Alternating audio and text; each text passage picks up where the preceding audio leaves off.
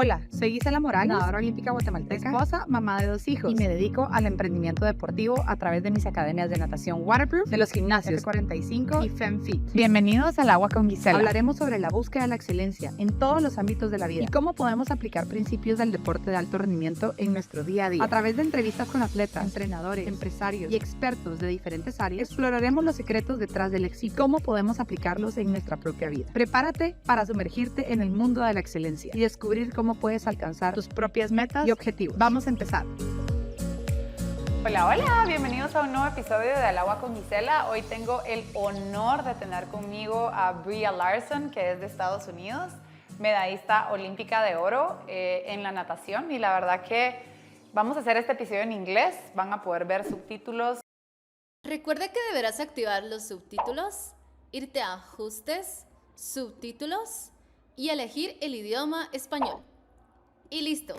Estoy haciendo la introducción en español para prepararlos, pero lo que queremos realmente con este episodio es inspirar a todas las personas que nos están viendo, a los padres de familia, a los atletas, no solo del deporte de la natación, sino de otros deportes, porque al final del día los casos de éxito son replicables, ¿verdad? Las historias que Breeja pueda compartir, cómo ella manejó su rutina, su alimentación, verá, todo eso es replicable en otros deportes, al final es parte de lo mismo y solo cambia el deporte que se practica, así que de verdad de todo corazón espero que este episodio te inspire, te ayude a ti como papá para saber cómo ayudar a tus hijos a llegar a ese nivel y a ti como atleta, ojalá que te inspire para que sepas que las cosas sí se pueden lograr.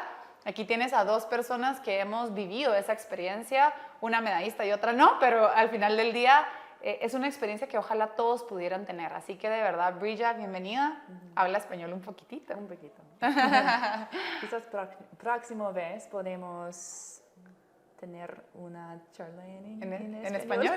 Sí, me parece. Vamos a hacer la entrevista en español entonces. Sí. Así que bueno, los estoy preparando para que sepan. Así que empieza la entrevista en inglés, ¿ok? Mi primera también, así que ténganme paciencia. Breeja, welcome to my... This is actually the first episode that I'm going to do in English. All right, let's go. So welcome. First, welcome to our country. We have a beautiful country and I'm excited to have you here. Thank you for accepting the invitation and for coming. I know that it was a little bit fast to arrange everything, and whenever people are going to see this episode, you're going to be gone already. But I really appreciate that you come because I know that athletes like you don't come to our country, and when I was young, I was lacking that inspiration. I wanted to know more people who have done it. So thank you for coming and for helping me inspire all the kids that we have in our swim school and whoever is coming to the speech and the clinic from other clubs or the federation as well. I'm very happy to be here. It's been one of my favorite things about the swimming community is that it is international. Yeah. I think some of my best swim friends are from all different countries, and I've loved being able to share the swimming culture and get to know different tricks and tips from different countries. And I think when we see it more as an international community that way, it's a lot easier for us to learn a lot more. Yeah, that's true. And I feel like now that you're retired, you get to experience the other side of the swimming, right? Because I know when we're swimming, we're so focused on training that we don't experience as much, right? So I feel like that's the nice part after when you're done swimming, right? So yeah, thank you for being here. Absolutely. I want to guide this interview a little bit more onto how you started. I want to know how old, I mean, I don't know, I guess tell me a little bit why you started, how you started, and how you got involved into the swimming, and how do you started to actually start training and be, how do you say, like when was the moment that you said, okay, I'm going to take this as a formal practice, I'm going to dedicate myself to the sport? So my story is very different. I think there's only 3 other U.S. Olympians that have a similar story, but I knew how to swim when I was younger from some summer classes, but I didn't start club until I was 17. Oh, wow. So he was very, older. very late. I played a lot of sports, so I was very athletic, I was very strong, and in all of my sports, I was very, very powerful, but didn't have a lot of control. Oh, okay. And so I played softball for 7 years, and I was a pitcher and first baseman, and I played volleyball and track and field. But swimming allowed me to do the same motion 1,000 times. Oh, wow. To kind of harness and hone in on it. But I really wanted to go to university, and the only way to do that was through a scholarship from athletics. Got it. And so I figured that was my best opportunity. Your ticket to do that. So I found a swim club. But you started, you knew how to swim, Yes. like to be safe inside of the water. But did you know the 4 strokes? 3 strokes. I never really was able to swim butterfly. Till the day? Totally, yeah. I know what I look like I know what I'm doing, but don't put me in the water with it. Okay. But when I decided that I wanted to go to college with swimming, that was a really big motivator to stick it through because it's a hard sport. Yes. It's very, very difficult. And if you don't have a personal purpose with it, it's really miserable to be in the water if you don't want to be there. That's true. So kind of going back, you said, so you never really swum until the 17th. You would go to pools to like have fun and you would, I guess, I don't know, surf or ski or whatever. You were athletic, but you started actually swimming practice. How did you make that decision? Why swimming? Or how did you transition to that? So I swam. The programs are very different in the U.S., like in different areas. So I did. I swam for a high school my freshman year. Okay. And the season is about 8 weeks long. So I swam for 8 weeks and then I didn't swim. My sophomore year didn't swim at all. And then junior year I swam for a high school team in Idaho, another state, and we swam 4 hours a week. Oh. And I was pretty good and I did pretty well, so I figured that might be the best way, but I knew I'd have to swim more and really dedicate myself. So then my senior year I said I will swim for a swim club. And I think within 2 weeks of swimming club, I swam just as many hours as I did through the whole season at the other place. Yeah. So I finally had coaches that were very innovative, and I learned how to use a snorkel and started using different tools like paddles and fins. And so it became a little bit easier to learn how to build the right muscle to swim fast. Yeah, and it's curious. I'm curious to understand because, I guess somebody had to inspire you or see something in you at your 17-year-old and say, hey, I see whether even though you don't swim as much or whether you're not been swimming, I see something in you. Did that happen? Or Yes, a lot of the coaches I had, I was very lucky. My first coach, Brad Herring, he would always tell us how much better we could be in a very positive way. So he always applauded our effort, and so it was very cool to try really hard. And that's a very big difference with the different club teams. Yeah. Sometimes the culture of a club team, the swimmers will think it's not cool to try hard and they want to be lazy on purpose and it's more fun. But when you have a culture on a team where you feel really great and applaud for swimming really hard, then it makes it a lot easier to have fun and be happy whenever you're exhausted. Yeah. So if we ever swam very hard in a set and our body broke down, we would never call that a failure. We would just call it brave. So we learned to be excited, to be brave, to swim as hard as we could until our bodies broke down. And at the end of the practice, it was really such an awesome, happy thing. Yeah. And that made a big difference. And so the college coach I went to, Steve Boltman at Texas A&M, it was a very big gamble for him, I think. I knew Steve, and I hope Steve is not watching this interview, because I said to him that I was going to go to Texas A&M, so we actually could have been like teammates.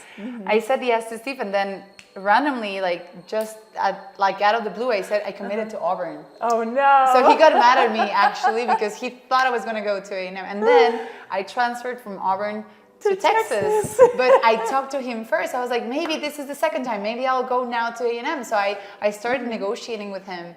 But then Kim Bracking, the coach from Auburn, went to Texas, and so he was like, I lost to Kim Bracking twice. And I was like, I'm sorry. But yeah, so we could have been teammates. That's nice. Anyway, sorry, I interrupted your interview. He's an amazing coach. He really is, and he's so kind and so sweet. And one thing I picked up from him that has always helped me with my swimming and the swimmers that I help now is he never told me what I was doing wrong. He just told me what to fix.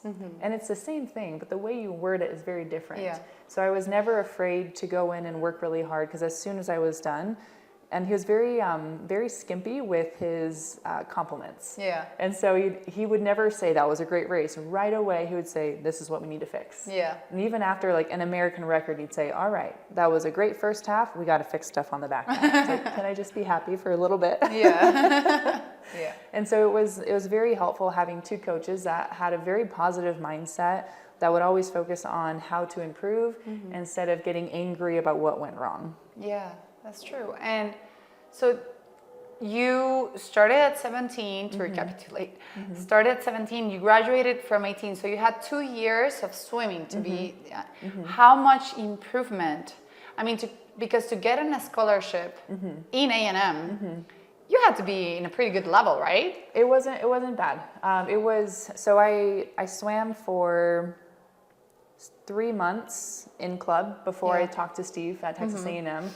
He offered a partial scholarship, and then I think 9 or 6 months after that. So I swam club for about 9 months before I went to school. So it was very, very quick and not normal. Not normal in swimming. I was very, very lucky. And when I showed up, my aerobic capacity was terrible. And so they had to be very patient with me. There were a lot of practices where I was slowing everyone down, so I had to finish it on my own in the diving well. And he just had to be very, very patient and just applaud the effort. But it was probably 2 years. So after my senior year of high school, my freshman year of college, I got second place in 2 events at NCAA championships, and then a year later was the Olympics. So it was just 3 years of swimming year-round swimming, and so it was a very, very quick rise. That's true. And you know, I've heard similar stories as well, that some, I mean, maybe not that they started swimming at 17, but I've heard stories of like Olympians and medalists that maybe they weren't as successful during like their high school or not even college, right? And they went through their 4 years of college, and on the last year they got better. Or you see people like in my case, my good years were very young, right? I kept improving through the years, but I was very talented, very young. So you see a little bit of everything, but it's impressive how, have you ever wondered what would have done if you would have started before? Yes, and everyone's story is so different. There was one of my favorite stories. We were coming back after the Olympic Games, and I was with Allison Schmidt. And Allison Schmidt is one of those decorated female Olympians of all time. She's very good. She had 5 medals with her. And we got on the plane, and before we were on the plane, there were some kids at the airport, and we asked if we can go show them the medals and take pictures and tell them stories. So the flight attendants saw it, and they thought it was awesome, so they gave us first class tickets. Oh, nice. And I was so excited. I know.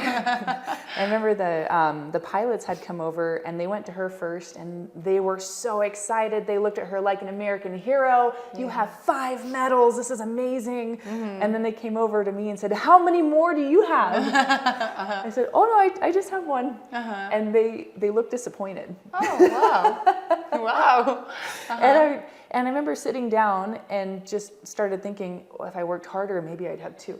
If I had swum earlier, maybe I'd have 3. But my childhood was so different from Allison's. And I think for me personally, my journey, because I started so late in swimming, I was very fresh. And I wasn't burned out. I was excited and I was ready to go. So for my particular story, it was perfect. Everyone's story is so different with who they meet and how, like, where their challenges were and how they overcame them. So it's tough to want to change anything. That's because true. Your story makes you who you are, and in the end, it's really not about how many medals you have, but the experiences that you have along the way. And when I missed the 2016 team, and that's when I started traveling internationally more. And I wouldn't trade that for anything. I wouldn't trade it for anything. And I guess it's easier at the end of your career to be happy with the experience and not be stressed out. But if you can learn it at a younger age to really enjoy just the experience, and the medals or the records on top are a really nice perk, and you can use them to network more. But if you're not enjoying the experience, it makes it very tough to swim fast. And it's going to be like a struggle. I mean, your sport will become a struggle if you're not enjoying it, because swimming is not easy. No. So being in the water, I don't know, 6 hours a day plus weight training plus everything. I mean, it's like it could be work if you don't enjoy it that much, right? So yeah, I would like to know your story. How was your childhood that makes it different, and what were your struggles back then? So I'm from a very big family. I have 6 sisters. Oh wow! And so all women. All women. Oh, yeah. nice. And so we didn't have a lot of money, and we tried to get other opportunities along the way. Like, so during the summer when we learned how to swim, I'm pretty sure family friends were the ones that paid for it. And I knew that there wouldn't be any really big opportunities for club sports. And actually, when I started swimming club, I just didn't pay. Oh wow! And I just tried to ignore all the emails. And when they came to me and told me how much I had to pay, I started crying and told them that I couldn't do it. And so they gave me a scholarship and let me swim if I worked with the kids and volunteered. So I had to really fight for opportunities and find them. And so I think it gave me a little bit of a different drive rather than I have to go to swim practice. I get to go to swim practice. Yeah, you get to go. Plus, it was something that it was helping you reach something else that otherwise you could have not had. Yeah. And that dire need of trying to get out, trying to get something new. And I know a lot of Are you the kids, older or the I'm youngest? the second oldest. Okay, second oldest. So always wanting to beat my sister was helpful. How long how apart?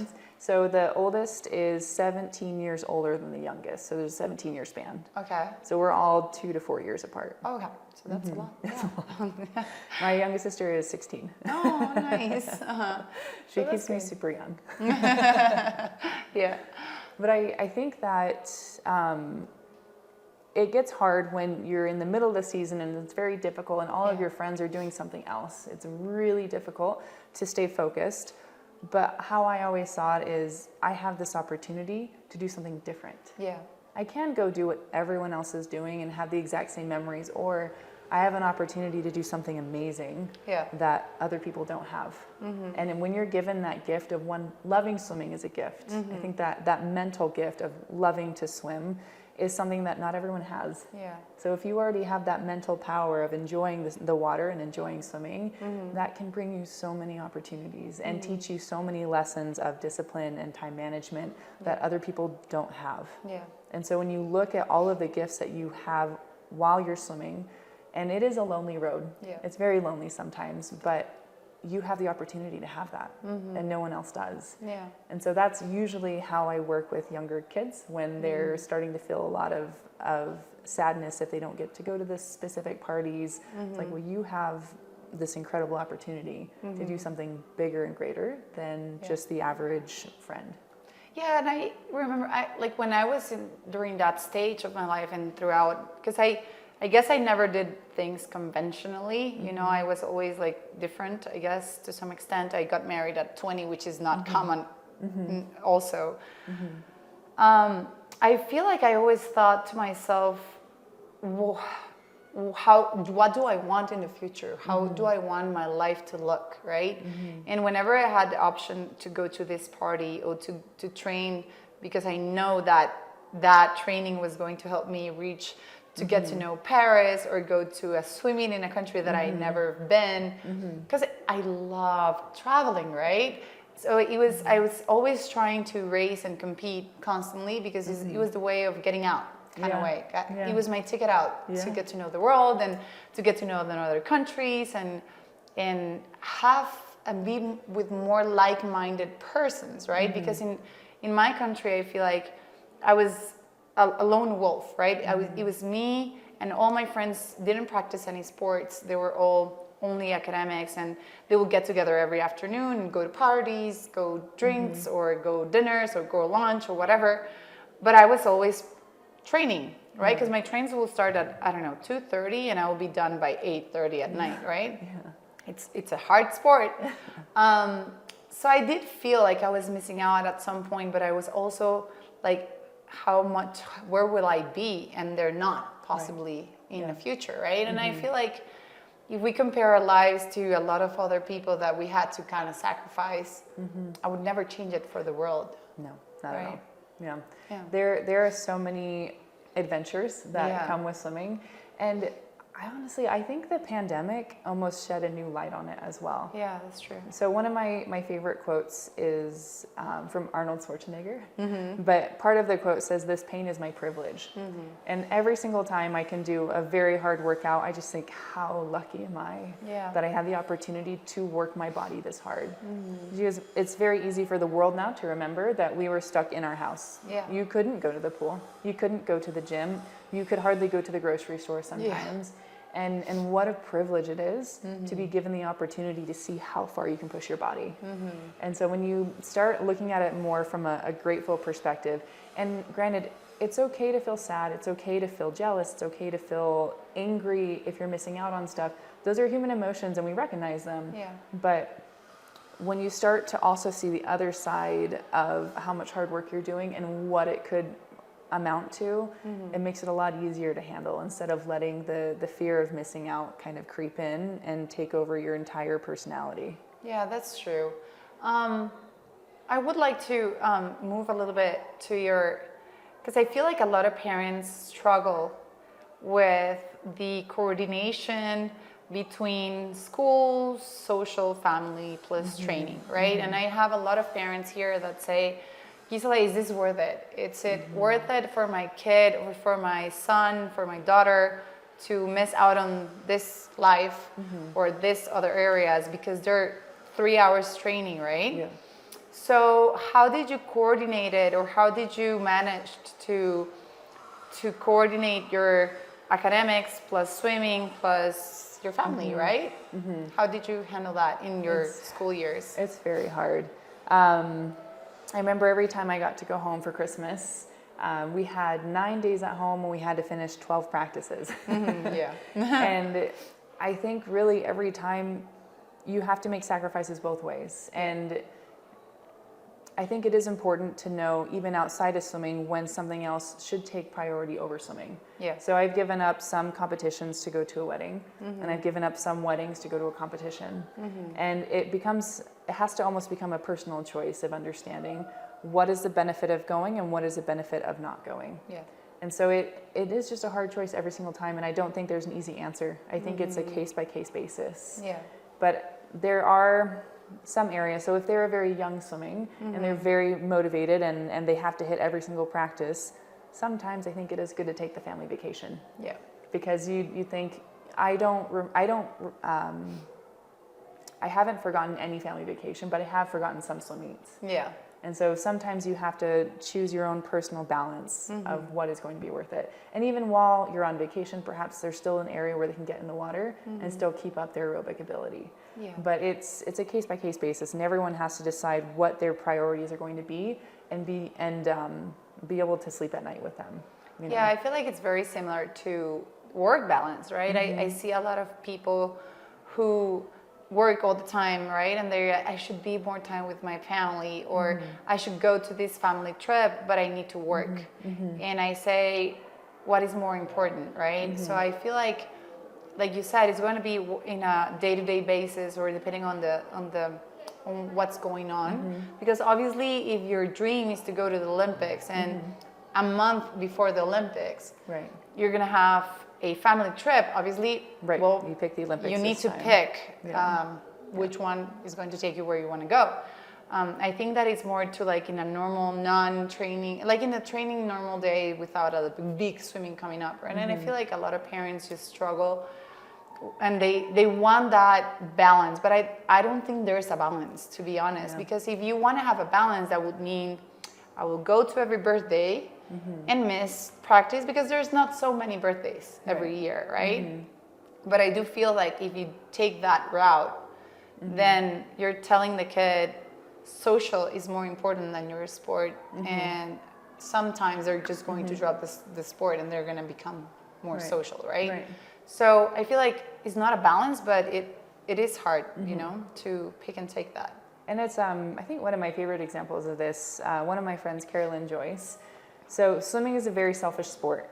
You have to put swimming first all the time. And so every summer, she couldn't go to any activities with the family because it was always a world championships or this or that. And so the year after the Olympic Games, she chose to give up on going to the next world championships because her brother was getting married. And I asked her how she felt about it, and she goes, he gave up every summer for me. So this summer is for him. Yeah. And so you have to choose what your priorities, and they're allowed to switch. I think that's the biggest thing. Like, you're allowed to switch your priorities around depending on where you're at in life. But it was a very difficult decision every time you chose something outside of swimming, if you get in that mindset of swimming is the only thing that matters. Yeah. Because there are other things that matter. Yeah. And so it kind of just depends on where you're at in your goals. So in high school, if you're gearing up for a college, like a college goal set, it's tough to miss summers because every big taper meet does matter. Yeah. Because you're really trying to get that scholarship or trying to get more opportunities to be seen by coaches. So that period of your life, if you have a very big goal, you need to keep very big priorities. Yeah. And so there's just different seasons of your athletic career where you probably do need to keep more of a swimming mindset. Yeah, that's true. And I feel like also it will depend on the stage of your life you're in, right? Because I feel like when you're younger, it's not as hard to miss one practice, but when you're in college, it could affect you or take you away from, I don't know. I remember that every time I missed one practice, the next day I felt like crap, and I couldn't feel like I was strong. And you know, it affects. Swimming, it's a hard sport because like it's not normal to be in the water. It's not like you play tennis and just walking, it's kind of like an exercise as well. You keep your shape. In swimming, you lose your shape after like 3 days. You feel like horrible. It takes a week to get back. Yeah, it takes a week to get back of those 3 days you took off. So yeah, it is a nice, interesting sport. I don't want to say hard. It is, every sport has its perks for sure. But it's, I just recently did an Ironman. And Did you like, really? A half Ironman. But I was like, this sport is so expensive and it's a pain, you know, because like packing the bike and unpacking the bike and doing all that. I was like, oh my God, I just rather swim. I just put a cap, the goggle on the swimsuit, and it's so much easier, right? So I see every sport has its perks for sure. If we move to your college years, I would like to know, in college, what was your main struggle? Like, if you remember back in the day, what was your we all have seasons where you have higher negative emotions. What caused them and what was it? I think for me, and this sounds really silly, the water was really cold. Yes, in college. All the pools, right? Yeah. Like 27? Yeah. I mean, Celsius. Yeah, Celsius, yeah. It's just, it was so cold. And there were so many mornings where I'd look at the water and my skin would crawl. I couldn't get in the pool. So I would go to the pool 10 minutes earlier just so I could have enough time to stare at the water and ask myself, why should I get in the water today? It was really difficult. Or during a Christmas training season, your hair never dries. Yeah. It is wet for 3 weeks. Yeah. Because you're in the water so often, and then you shower, you put it up in a bun, and you go to bed and you wake up. And when you are putting your cap on and you smell fresh shampoo, you don't want to get in the water again. Yeah. True. So I think the struggle was always being sore, never not being sore. Yeah. And I forgot about that too. You're reminding me that. When like walking to school with the ice wraps and like getting into class all wrapped up in ice. I forgot about that too. It is a grind. You just keep going. And you do get into a mode where it's almost a zombie-like state. Yeah. Where you just do what you're told. You eat, you sleep, you swim. You eat, you sleep, you swim. And those are moments in your season where you ask, is this even worth it? I'm miserable. It's so tiring. But at the end of the season, when you taper and you start feeling really good and you swim a race and you feel like you're on top of the world and you feel so feminine. That was tough too. That was hard for me. No, really. Like, you can shave from, I don't know, December to March. I was like, I can't, what? Excuse me? Yeah, I think I shaved 10 times in college, ever. It was just always had hairy legs. I know, it was hard. I had a boyfriend back then. I had to explain him. He was like, why?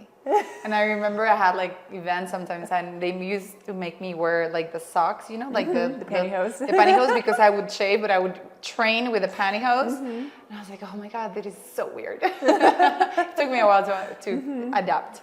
Yeah. So yeah, I mean, I guess that the routine was what you said. It was hard. I guess. And it was never going to stop. It was like that so I stayed through a master's program. So I swam at A&M for 6 years. Okay. And it was the same workouts. So the 4 is from school and the 2 from the master's. Okay.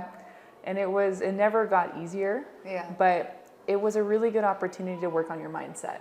So there were a lot of different tricks that I started to learn just to make it easier through that. So honestly, the biggest thing was smiling. Yeah. Like as soon as you felt really tired and as soon as you didn't want to go, if you started smiling, it would just make a chemical difference in your head after a while. And you used it as a coping mechanism. Yeah. So when you finished a hard workout and you had to roll onto the pool deck and just splail out like a starfish, you just had to smile. That's true.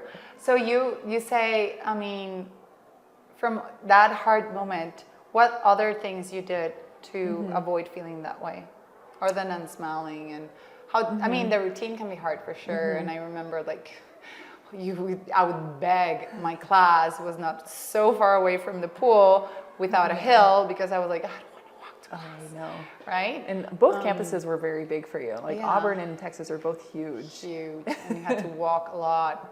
I remember the Olympic year, I didn't use a bike because I didn't want to crash. Yeah. And so I think I walked like 7 or 10 kilometers a day, just to class. And it was just a constant movement all the time. Yeah. But it's almost it's very satisfying at the end of the day to see how much you accomplish just through your workouts on top of academics. Yeah. And you just learn to become a machine. And I think it creates and instills so much discipline for the rest of your life after that of just training. Yeah. So there's a really cool part of your brain, and it's called the mid-anterior cingulate cortex, so the AMC. And it's very strong in elite athletes. So it's a part of your brain that will grow if you do something that you don't want to do. It's like hopping in the water. When you stop doing things you don't want to do, it's very easy to become very lazy, and then it becomes extremely difficult to do anything. Yeah. Because you're not used to pushing past that I don't want to do this phase. En Academia Waterproof seguimos creciendo. Nuevas sedes Zona 10, sede Interamericana, sede San Cristóbal y sede Zona 16. Contamos con el mejor programa de enseñanza en Guatemala, diseñado por la nadadora olímpica Gisela Morales, impartido por instructores altamente capacitados. Piscinas semiolímpicas climatizadas, cómodas duchas y vestidores y un amplio parqueo. En Waterproof te enseñamos a salvar tu vida y a nadar con calidad. Vive la experiencia Waterproof.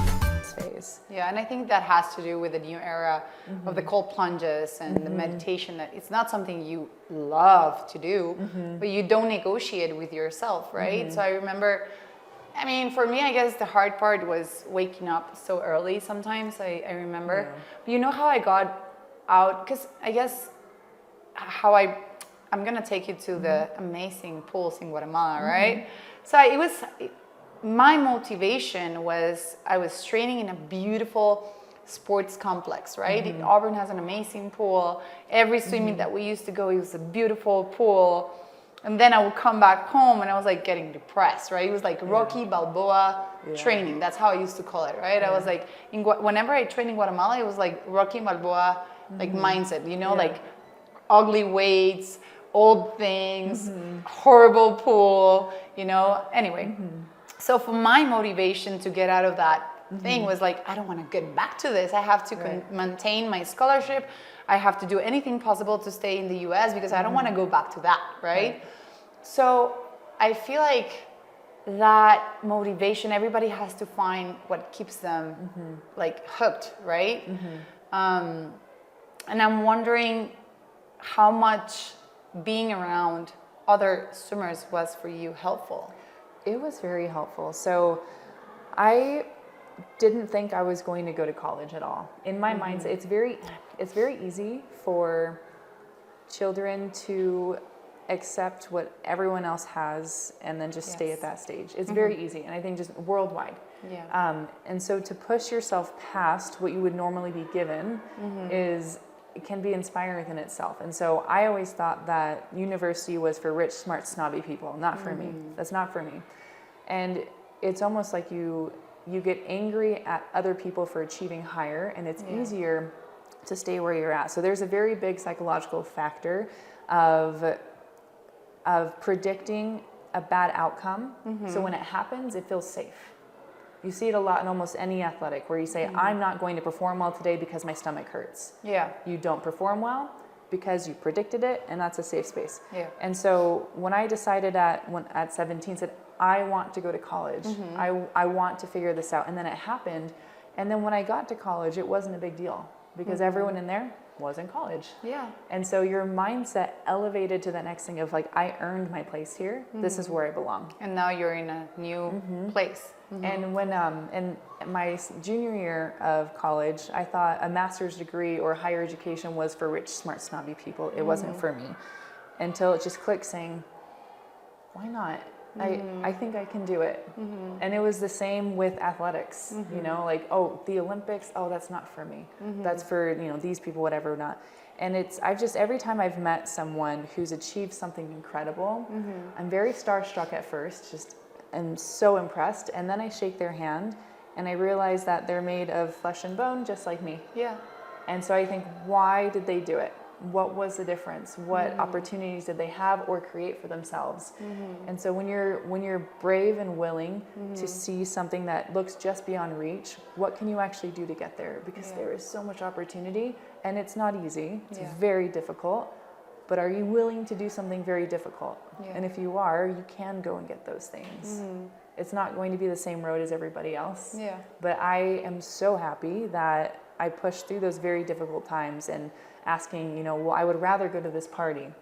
Well, and when I see everyone who just continued to go to the party and didn't work hard over here, they're still over there. Yeah. And you're able to continue to climb up and go a little bit further. And quick question, from your years in swimming, I'm interested to know, did you ever wondered, should I continue to do this? Did you ever had I'm gonna quit, like I'm done? I did quit. Oh, you did quit? Yeah. I quit quietly. I didn't tell anyone. So for how long? So in 2018. So 2016, I missed the Olympic team, and I felt everything was over, and I decided to do the World Cup, and I started racing a bunch of people from all around the world without being on a U.S. team, just by myself, and realized how much fun it was, and it was so much more than just representing your country. It was being able to have opportunities. But I kept missing my stipend, so I was like 100th off of getting money from the government. Yeah. And so it just became so discouraging, and I was always focused so much on trying to get a specific time that I stopped enjoying everything else. And so I retired quietly for about 6 months.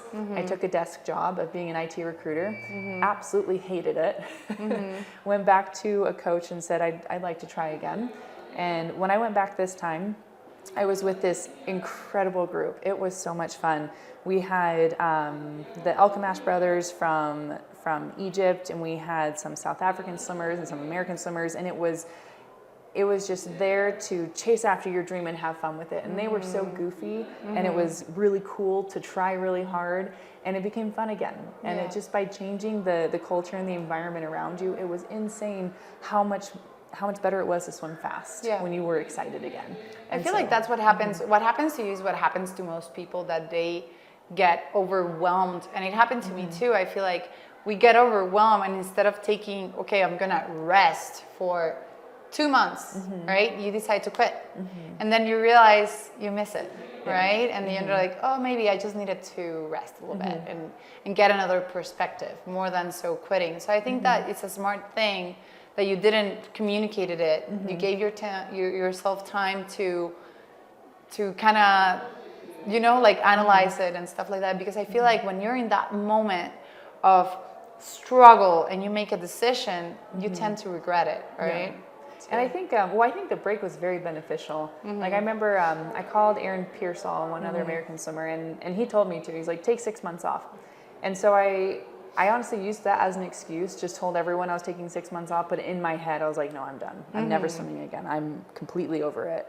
But then it was hitting the 4 or 5 month mark, and I was like, well, miss it. Yeah, I kind of miss it. And you learn to really appreciate the struggle, yeah. you know, and be really proud of how hard you're constantly working. Yeah. And so actually, part of it is to be in better shape for swim clinics, but I thought it'd be really fun to try and get my Olympic trials cut this year. That would be fun.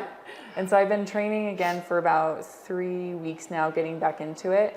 And that's really nice. It's fun, but man, it's hard. I know it's hard. I try to do the same, and I wanted to get back into it. And when I was training for the Ironman, because I'm a backstroker, right? So for me, training everything freestyle without a snorkel was like, oh my God, why?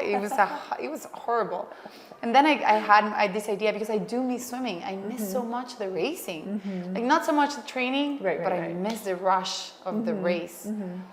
And I thought to myself, I should do like the Masters. We should do Masters. Yes, we should really, go. I love Masters. We should do that. So fun. We should do like a group and just go and race. But I see the Masters is just fun. Yeah. You know, you stay in shape, and then the best part is if you want to wear fins, you can. Yeah, I know. And I see it is the beautiful part of sport, right? And yeah, you're only there to enjoy it. Yeah, and I'm proud of that. I'm proud that you're taking it back, because I feel like I did a comeback kind of thing, because I didn't want it to go back into swimming, but I still wanted to know if I was still fast. Yeah. So I went to a race. I think it was 2 years ago. I went to a race in one of the races in Guatemala, and I raced, and I was still like top 2 or something. And I was like, that is so good to me. But then I thought, that is so bad for the country, right? That I'm still the fastest without training is not good for my country. So that's when I started thinking to myself, I need to do something to fix that as a club, as a private academy, and fix that. Well, I think it's so great that you're doing this too, though, because have you heard of the story of the 4-minute mile? Yeah. And now it was impossible to break. Yeah, no one could break it. And so I'm going to give myself a little bit of credit on this. But Tara Kirk held the 100 breaststroke record for like 10 years. Yeah. And no one could break it because Tara Kirk owned it. Yeah. And I remember thinking, a record is just one performance, one swimmer did one time. Yeah. It's not invincible. It's not impossible. And so having that mindset of like, no, I can do it. And this is how I'm going to do it. Once someone breaks it, everyone else sees it as a possibility. Yeah. And so having your local Olympian kind of build this program and say, no, it's extremely possible, because I'm here right now with you. Yeah. I did it and you can do it. Is it easy? No. It's very hard. But is it worth it? Absolutely. Yeah. And so I think that slowly trying and even sharing the international swim culture and showing how possible it is and showing the struggles from behind, and that it's very normal to have specific struggles and have the same kind of feelings and still overcome them, is going to be very helpful for the next generation to kind of build that up. Yeah, that's true. And I'm trying to do that. And I think that hopefully, I dream with taking one of our swimmers in waterproof to an Olympics, right? That's the goal. It's hopefully because we don't have any medals. Like, that's what is going to, it's so funny when I talked to Breeja, she was like, I'm not like Michael Phelps or anything, right? And I was like, in the US, being an Olympian is such a competitive, like there's so many Olympic medalists in many sports that she thinks she's not a big deal just because she has one medal. In our country, we have no medals. We have one silver medal and that's it in the history of the country, right? Yeah. So I told Bria, I was like, you're like an alien in our country, like you're very much desirable because it doesn't exist in our country. So I feel like you should not make yourself like lower. I mean, the medal is a medal, whether you have 12 or 1 or whatever. I feel like there's worth there, right? But it takes, I remember I had Margaret, and she had the same thing. She was like, like after, if it's a bronze medal, it's not as, oh wow, if it's a silver or a gold, nobody remembers the silver and the bronze. Everybody only remembers the gold. Which is insane to me. Yeah. That's wild, because we all race the same people all the time. I know. All the time. Like one of my dearest friends, Jeanette Ottesen from Denmark, in my opinion, she is one of the fastest, most incredible sprinters in the entire world. She has been in the sport for years. She has been to every level, but for the Olympics, it was just never her race that day. And it baffles me that a lot of people internationally who aren't as in with swimming don't know her name. I was like, you don't understand. She is one of the most phenomenal swimmers. I don't know her. But one of the most phenomenal swimmers. Yeah. And someone who could, Pernilla Bloom, she wasn't quite as big on the scene, and she got her gold medal, and now everybody knows her. Yeah. And as they should. She is phenomenal as well. But the fact that Jeanette paved the way for that, it's silly to think that the medal all of a sudden constitutes the value of the swimmer. Yeah. And I remember Annie Chandler, who's now Annie Griever's, Matt Griever's wife. Oh, yeah. She wrote a beautiful article in Swimming World. After Matt Grievers did not make the team in 2016, he asked her, I don't even think I should give autographs. They won't want my autograph. Which was crazy to me because Matt is this huge swimmer. When I think of Olympian, I think of someone that looks like Matt Grievers, just this big, tall, strong, very happy person. And it was crazy to me to think that his value was But I put myself in his shoes right away. I was like, I'm not on the team. I'm no longer this. I'm no longer that. I'm just done. Yeah. And so I think we all go through that. We put our value on a minute of our life, which is silly. It's so silly. And I remember going up and watching the 50 freestyle at Olympic trials, and I knew everyone in there, and they were the fastest people in the world, but they only take top 2. Yeah. And I just thought it was so funny that these swimmers got on the little block, they jumped in the water, and they moved their hands and legs as fast as they could, and then they touched the wall, and then that was it. Yeah. But 2 of them will receive all the glory, and the rest, they don't remember who they are. By tenths of a second, right? And it's so funny, like if they would have taken those top 8 Americans to the Olympics, they probably would have taken first, second, third, fourth, fifth, maybe, or maybe top 16, they would have been there. Yeah. Right? And maybe even like the 12th in a month could win. Yeah. And so it makes me very frustrated when the swimming world in general doesn't give the correct credit towards every swimmer and their absolute talent and how hard they work. Yeah. It drives me absolutely crazy because we're all swimming the same workouts. And I just don't think that your value can be placed on that one swim that you did. Yeah. I think it's so silly. I think that all athletes, I guess the message here is I had a similar situation where I lost my identity, right? Because whenever I would introduce myself to somebody, it was like, hi, I'm Gisela, the swimmer, right? So my identity was very locked in with my sport. And so if I had a good practice, I was good day, and if I had a bad practice, that's a bad day, and the same with the competitions, right? So I feel like I made that mistake, and if we can share our experience with whoever is watching this, is that as a parent, you do need to prepare your kids to know that their sport is just something that they do, is not who they are. That's very because if they are going to place their value as a human in the sport that they do, it's gonna be a very up and down emotional road. Because I had that, right? And I remember I have a how do you say it? It's called scleroderma localizada. It's like a ¿cómo se le dice? It's like a sickness, like cancer, autoimmune sickness, you know, that I got through those very struggling years emotionally. And I was like, how unnecessary, right? But you learn through the experience. But I see so many kids now that they place their value on so many, like their specific identity. And I wish we can share that, to change that, and parents can help their kids to know that they are like a son, a daughter, they are a friend, they are also a swimmer, but it's just a role. It's just something that you do when you're there, but it doesn't make you worth more or less. And they shouldn't be, hi, I'm Gisela or Breeja, the swimmer, right? I'm just a human that I practice swimming, or that I tend to be very good at this sport. So thank you for that, because I feel like a lot of people struggle. And I want to start wrapping up this episode, but to give parents like takeaways, I think that one of the biggest struggles is I want my kid to eat healthy. I don't know what to give them. I don't know how to feed them. I don't know how to supplement them. Can you get us through that a little bit? How is your nutrition, diet as an Olympian, and how do you use to supplement yourself, and how did you handle that? So Steve Boltman would always tell us that your body is like a Ferrari. Yeah. If you want it to go fast, you have to fuel it right.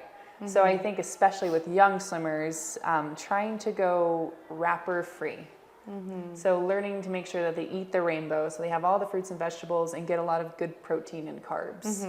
So I'm not opposed to them having candy every once in a while because it makes them happy. Yeah. But I think that filling them up first with the healthy foods is really important. And so making sure that they have a lot of protein at breakfast, even for their minds at school. If you go to practice with no food in your stomach, then you're probably going to be eating at your own muscles during practice. And then if you have a little bit of food and then go to school, you're not going to be able to have the attention span to do well. Yeah. And so making sure that you have a lot of protein and carbs in the morning, and then having all of the right vegetables and fruits throughout the day is good. I do think that having the whole fruit is a lot better than just the juice. Yeah. Because it'll help them. Yeah. Because juice obviously is very tasty, but if you're constantly only having juices and thinking that it's a good substitute for the whole fruit, I think it's a lot better for the nutrients of how they digest and function to have the entire whole fruit or vegetable. Did you used to change your diet, like whatever you used to eat when you were training, different from the week of the race? Did you change that? It's a really great question. No. I kept it the same all the time. That is one of the reasons why I ate so many plain foods personally. So the Olympic year, I think I had over 700 peanut butter and jelly sandwiches. Oh my gosh. Okay. Did you get sick of it? Sometimes, yes. Yeah. But for me at the time, it was easy to pack. And a peanut butter and jelly sandwich has carbs, protein, and sugars. And so it's just ready to go. Yeah. But I think it's important to keep the same diet from your training into your competition. You can vary things up a little bit, maybe have more protein or more carbs depending. But if you decide to eat a bunch of candy and junk food throughout the week, and then right before your competition eat healthy, that healthy food isn't going to sit in your stomach right. Yeah. You have to eat the same all the time. And so it's every single day, you can ask yourself, is this going to make me swim faster? Yeah. So when I was in very hard training, I would have sugar Saturdays. So I wouldn't have sugar at all unless it was after Saturday practice, and then I would have sugar. That's a bit extreme. It was like your reward. But if you have a very high sugar dependency, then that's zapping your oxygen and it's making it a lot harder for you to recover. And so what I would always do if someone has a hard time giving up sugar is make sure that you have all the good food first. And then have your sugar. It'll help it digest and you won't have as much craving. Yeah, I remember I used to lower my carbs in taper because I would gain a little bit of weight. So I would eat basically the same, but lower carbs because I learned in a bad way that I gained weight, and so I was carrying more weight during the taper season. But yeah, I feel like now, did carrying weight in the taper season make you swim slower? Yeah. Okay. Because it's different with everyone too. I know Molly Hannes is a great example. So Molly Hannes is a phenomenal breaststroker, and I think she always did better when she carried a little more weight. Oh wow. It really is very individual. Marco Koch from Germany as well. When he lose a lot of weight, he wouldn't swim as fast. And he would gain a little more weight, and he would swim super fast. I think for me, it was more like how I looked mattered so much because I'm very physical. So if I felt that I wasn't as fit or as tight, and I felt a little bit sluggish, that affected how I was swimming because I felt sluggish swimming. And that's when you know that about yourself though, it's so individual. If it means a lot to you and it helps you swim faster, then that is absolutely important. Yeah, you know how I got it? It was actually David Marsh in a practice. I gained a little bit of weight. And in college, coaches have to be very careful how they talk to you about weight gaining because it could be a thing, right? So I remember he just one random day just got a weight belt, and he's like, "Hey," he used to call me G. "Hey G, you're going to swim with a weights belt." And I was like, "Okay, cool. Why? Just you'll see." So I trained with that belt every practice for a whole week or more. I was sore. I was hating practice. I was low. Anyway, at the end of the week, he said, "You can take it off and you can swim." And then I swam and I felt so good, right? He's like, "What did you notice?" I was like, "I felt so much lighter. I feel faster. I feel stronger. I just loved it." He's like, all right, how much weight did you gain? And I was like, oh, I think I gained like 10 pounds. You're carrying those 10 pounds heavy. Like, you need to just think about the body weight. And it just hit it for me, right? And I was like, oh, God, I need to work on that. And I was having my Starbucks every day, twice a day, right? It wasn't healthy. So I was not being very smart. So that's how I think that, that's why I mention it a lot, because I feel like most parents are like, I don't know how to feed my kid. I don't know how to prepare them to success. Should I go to a nutritionist? Should I not? Should I give vitamins? Should I not? And so it's a very difficult subject to suggest, right? Right. So yeah. And then the other one I would love for you to tell, how's your routine? Because people say like, what time do you used to wake up? What time did you practice? What time did you, so can you go through your schedule so you can understand like an Olympian, like a medalist, how their schedule looked? So if you think you're training too much, you can a little bit compare there and say, hey, I want to go to that level. I'm doing this, and she used to do this. Maybe I need to, get better in my routine. Are you ready for this? I'm ready. This is more the college schedule of it. So we would have practice from 5:30 to 8. So we'd go 2.5 hours in the morning. Now the last 30 minutes was optional. Oh, okay. But you it's better not be there. optional, yeah. Yeah. And then we would have an hour and a half to 2 hours of weight training right afterwards. In the morning?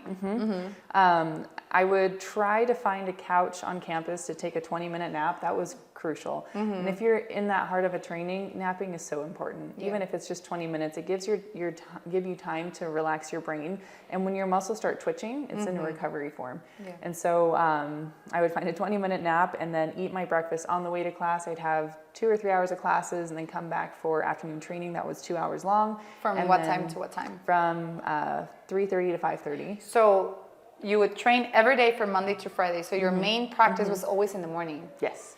Okay, so you practiced from 5:30 to 8:30? In the water, yeah. No, or 5:30 to 8 in the water. To 8 and then 8:30 to 9:30 to 10 in the weight training. Because you had showered, whatever. So you were having breakfast by 11. I would always have like a yogurt in the morning right before practice. I'd have a yogurt to make sure I had something in there. And proteins or shakes. And then after swimming, I'd have a protein shake before weights just to make sure I had that. Because if you feel like you can't finish practice, you need more fuel. Yeah. And so making sure that you have the right fuel in that case is really important. Was that every day? Every day. So you had to do the outside of the water, the physical, every day from Monday to Friday. Yes. So I guess some days were stretching, some days were more intense than others, but it was every day. The water portion was always, or the land portion was always pretty intense. So Monday, Wednesday, Friday, we'd go swimming, weight training, and then swimming. And then Tuesday and Thursday, we'd have a very difficult dry land, either like running the stadium and then going straight to swimming, and then having an optional 30-minute cardio on our own. Got it. So that really kicked up an extra hour and a half of more work. Yeah. In between that, after practices, if you had time, you'd go straight to the athletic training room where you'd get a massage or get some kind of treatment, getting ice. And then I would probably stretch 40 minutes every night on my own. Yeah. Because I think that your muscles, you should treat it the same as you treat your teeth. Yeah. So if you brush your teeth every night to keep them nice and clean, that's great. If you are not stretching your muscles, I want you to pretend that you have rotten bananas in your muscles, and that's gross. Yeah. I see. So if you eat a banana on Monday and you don't brush your teeth until Friday, that's gross. Yeah. Same with your muscles. If you're not stretching them out and rolling them out, you just get all of the training cavities in your muscles, and you start to get injuries. Yeah. And so making sure that you're stretching and rolling out is extremely important. That was probably just as important to me as the actual swimming and training. Did you decide to do that? It was a recommendation for your coach, or? I've always loved stretching. I always noticed a very big difference. And so I'd probably stretch over an hour every day, just even in passing. If I was at a stoplight, I'd be stretching my arms. If I was in class, I'd move out so I could stretch my legs. I was always stretching all the time. Yeah. And I think that's one of the main reasons why I never had any big injuries in college. Yeah. And just so from 5:30 to 8, and then from 8 to 9:30 you did weight training, you went to breakfast, had a little nap, and then you went to class from 11 to 3 p.m. and you would lunch in between whenever you were able. Lunch and a lot of snacks. Yeah. And then afternoon practice was always from 3:30? 3:30 to 5:30. To 5:30? We would always have a chocolate milk or cherry juice right afterwards, and then a protein bar to just kind of satisfy you until dinner time. Yeah. But I would eat so much at dinner. And you had afternoon practice every day, or it was just 3 times a week? Yeah. Mornings were 3 times a week. Afternoon was every day. Okay, so your afternoons were the main practice. And then on Saturdays? Saturdays was a race day. Okay. We always did something fast off the blocks. So you trained from what time to what time? That was usually another 2.5 hour practice. So Lucky we'd probably you. go 3 hours. It was 3 hours for us. That was a lot. Yeah. But we'd go probably 8 to 10 or 8 to 10:30. Okay, and then so just to you get your handle. So you did stretching on your own, and you had optional cardios also. Take consideration that in the U.S. you walk to class every day. You don't drive, and Like 5 kilos or more a day of just walking. just walking. So that was kind of cardio as well. And then what other complementary? I call it training because at the end of the day it adds up, right? But it's invisible training, I say. Visualization is a really big one. How long did you visualize? I would do a minimum of 5 to 10 minutes a day. I would always connect it to brushing my teeth because I'll brush my teeth no matter what. So it's easier to remember to visualize either before or after brushing your teeth. Did you do it on your own? Your coach sent you something that you needed to do, or you figure it out on your own? I did it on my own. What I like to do is I would sit with a stopwatch and I would make sure that the room was kind of dark on my own, and I would think about everything within the race. So what the pool looked like, what it smelled like, what it sounded like, what it felt like. And I would count my strokes, hold on to the strokes, and see how close I could get to my time by racing in my head. And I used to get so good at it that I could get within almost a tenth of a second. And that was really cool to me, because if you can create muscle memory in your head of that swim, you just have that natural metronome, and then when you get in the water and you combine the two, I think it's such a powerful thing. Yeah. And the reason why I ask you to mention all this is because I have this thing with my athletes, so I hope you're listening to this. They only do what the coach says to do. Right? And they say, well, the coach didn't tell me to do it, so I'm not going to do it. Right? And I just wanted you to hear, people who get to that level are not the ones who do what's solicited. They do more, they do extra. And they stay for after practice. And I remember I used to, because when you're in a big team, so imagine in a university like how Breeja was in A&M or Auburn or any other university with big teams, there's like 80 people in the team. And so for you to gain the attendance of a coach, for you to gain their time, you really needed to earn it, right? Because they don't focus on the person who's not doing the work. They focus on whoever is actually, earning it. So if you needed can you help me with the turns? Everything have to be after the workout, right? If they give you the time. So I feel like there's not that culture in our countries. They just want to do the bare minimum. And if I tell my athletes, stretch, oh my God, do I have to stretch? We should do that in the schedules, right? Like if I ask you to visualize, if I ask you to stretch in the training period, you only get an hour of water time. It's not enough, right? So if you talk to many different Olympians and medalists that actually got to that level, they do on their own at least an hour and a half per day of extra work, because they want that, because they want to earn it. And so I just want to give you that, because you can hear it from somebody who's actually won a medal. And I feel like if you don't do that work, you're just going to be like everybody else. You're not going to differentiate yourself from the rest, right? That's a very, very true thing. And I think you have to be honest with yourself. Are you okay with being mediocre? And if you want to be mediocre, then do the same thing as everybody else. It's so funny you mentioned that.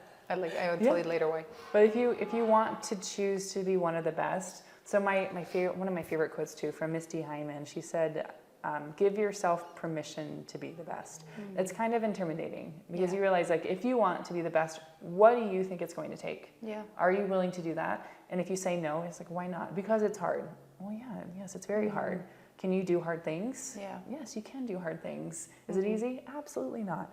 But it's those who are brave enough to give themselves permission to be the best every single day. Yeah. Now, your best can look different every day as well. Yeah. So I really struggle with underwaters. I still have a little bit of a panic if I have to hold my breath for too long. So I had to have a relationship with my coach where he knew I had my own personal struggles, but I would never complain out loud, and we would just have a trust saying, I promise I will give you my best. And if today it looks like this, we can talk about it afterwards, how to improve it, but I promise you my effort is always there. So when you can have that relationship, honest communication with your coach where he can trust that you are always giving your best, then it's a lot easier and a lot less intimidating if you're having a bad day. And it makes it a lot easier too. If you're having bad practices, then your coach knows something must be wrong. Did you, when you had your worst days, did you were the one looking for your coach to talk, or he used to look for you?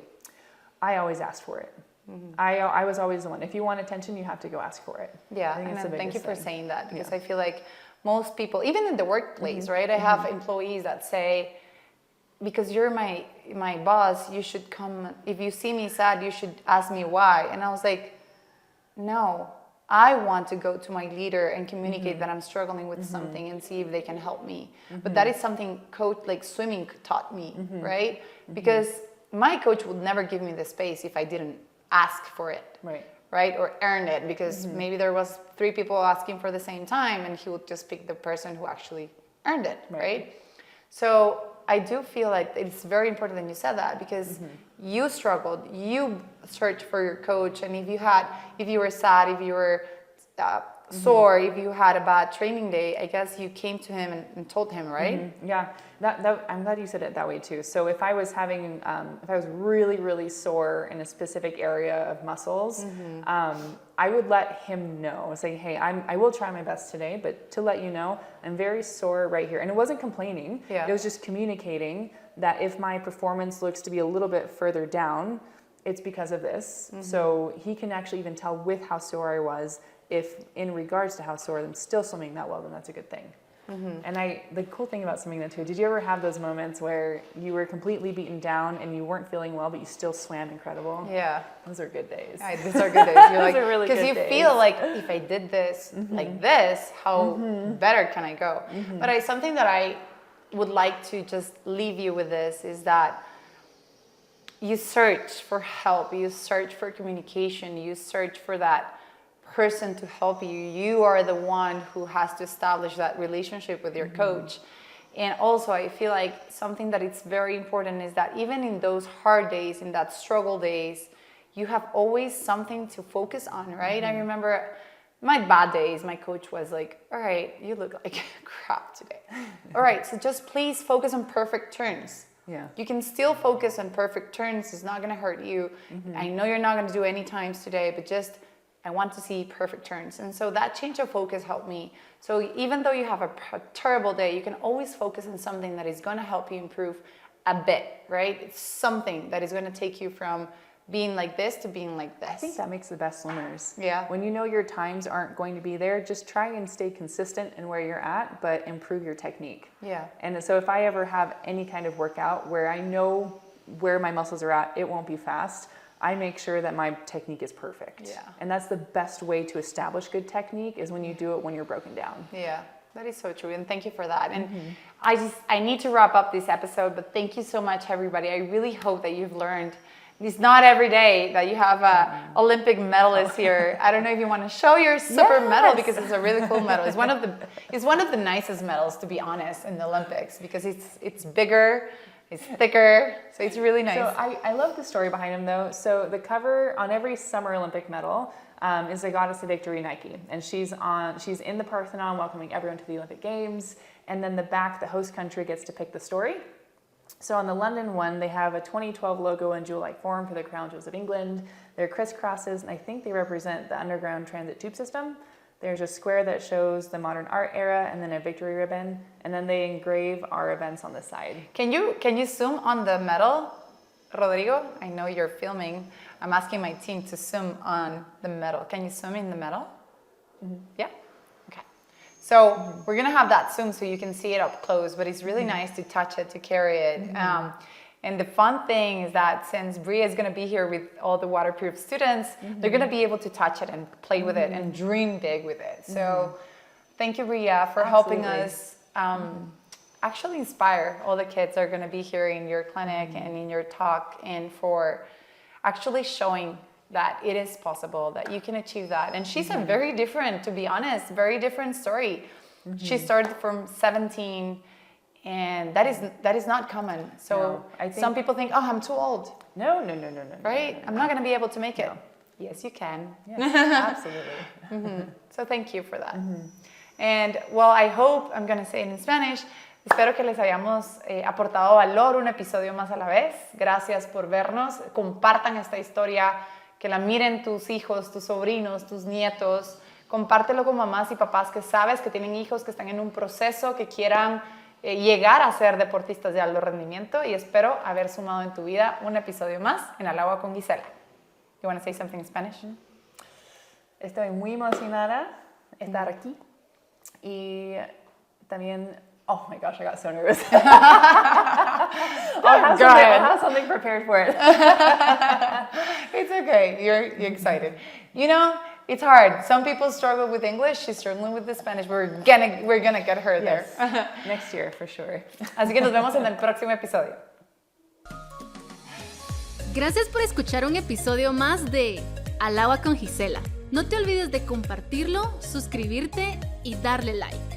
Recuerda que puedes encontrar más contenido de Gisela Morales en sus redes sociales. Ayúdanos a impactar positivamente la vida de alguien que lo necesite, un episodio a la vez. Hasta la próxima.